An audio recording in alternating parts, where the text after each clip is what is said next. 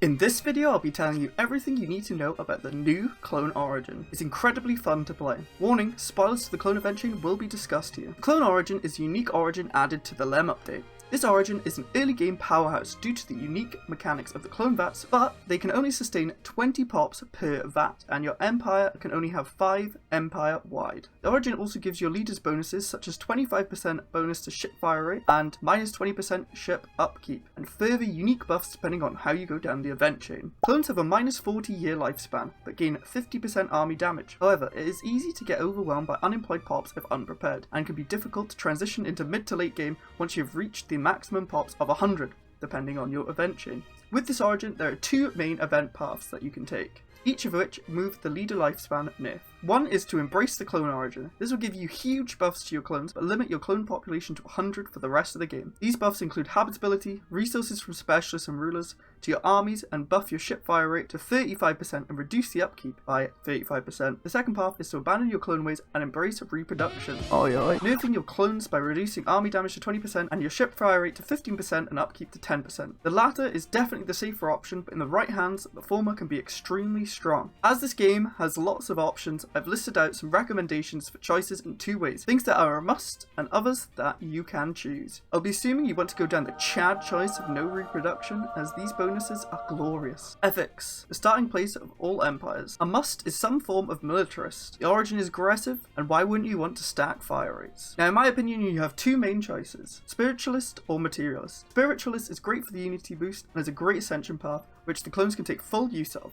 The second choice is materialist. This is great for tech rushing and can supplement your lonely 100 clones with some robot friends when your planets fill up. The only downside to this is the ascension, but you can only take the first one, as becoming a robot removes the clone bonus completely. Now on to civics. Functional architecture, 2 building slots, reduce building and district cost. What else do you want for a fast growing empire? This is a must. Others can be anything from Distinguished Admiralty, which stacks even more fire rate. If you've gone down Mechanist, Technocracy, my personal favourite because I'm a dirty tech rusher and I love me some tradition trees. And even though it's been nerfed, you can still make it work. A new civic, Masterful Crafters, which gives a nice blend of research and building slots. Or Death Cult, because you want to be different and it's a very funny meme. Make clone, sacrifice clone, get Chad bonus. Do we take prisoners?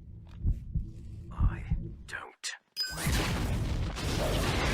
Next up, your authority. I recommend Imperial or Oligarchy. Imperial is great for that sweet extra edict slot. You can get those capacity subsidies and research subsidies without the sprawl cost. Or Oligarchy. The faction influence gain is very nice for your conquering spree. Or if you're a death cult, you're gonna need a bunch of influence for the insane buffs. Now onto your species traits. As this is an early game empire, tech rushing is important, so for that reason you should get intelligent and traditional. Others can depend on how you play. Natural engineer can boost your military tech rush even further. Charismatic can nullify the annoying early game amenity debuffs. Or ingenious is great if you want to abuse energy grid plus capacity subsidies. But note, this will drop off later game because you want all your clones working specialist jobs instead of worker jobs. Leave that to your robots. For negative traits, take your pick from Deviant, because who really knows how governing ethics attractions really work? Solitary, the housing is literally never an issue. Unruly if you don't care about sprawl. And sedentary, because you're evil and no one will want to move to your worlds, and you barely have to resettle. Lastly, you need to select Ocean World, because that's where clones are made and you get an insane bonus of 0%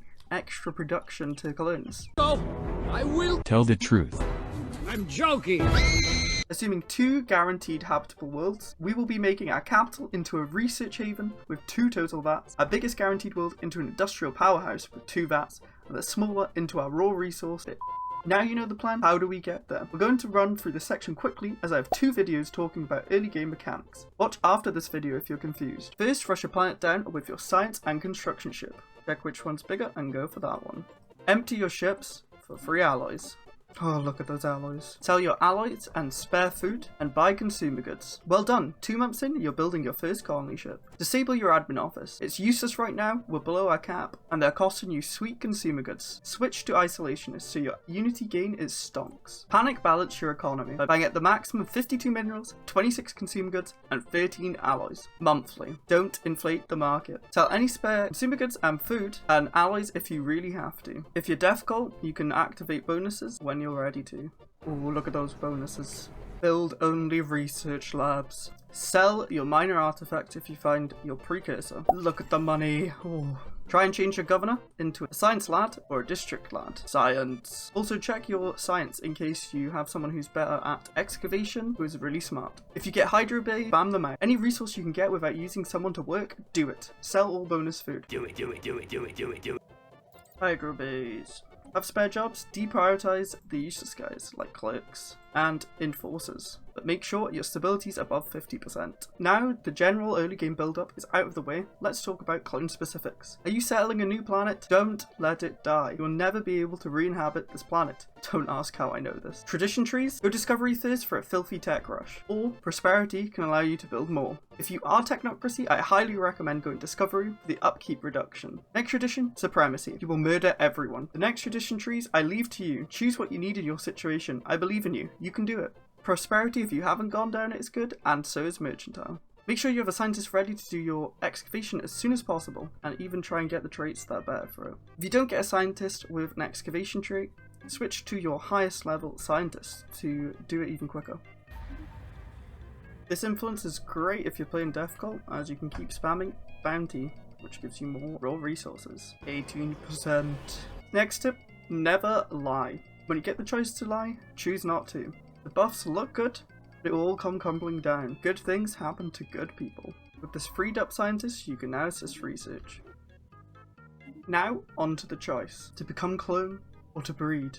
If you choose you want to breed, wait until you've got 100 clones. There's no point getting rid of those juicy buffs that you already have, so you should utilize them while you can. I do recommend the Chad option though, of embracing the clone potential.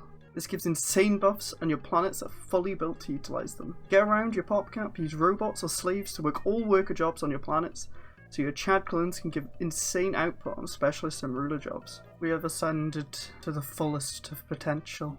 A tech will rocket up along with everything else. Good. One scientist produces 24 tech. Oh yeah. Now, from here, you can expand. If you're playing on multiplayer with a 30-year timer, you can keep getting tech, either destroy a spam, or you can even get cruisers. Produce lots of alloys using your insane clone pop growth speed, which we can't even keep up with at the minute. Some random tips from a save I was playing before. Remember to get rare resources, like exotic gases, motes, so that you can use your edict buffs, like shield boost, fuel, etc. This is sometimes totally ignored by players. If you don't get the lucky spawn, you don't build them. I've totally not done this before. Once you have an income of one, a rare resource is now available to buy, so you don't need to buy loads of them. You also have access to clone armies, which are stronger and cheaper than normal armies. That means screening for your fleets is even cheaper. Don't know what I'm talking about? Then watch this video where I explain this exact concept.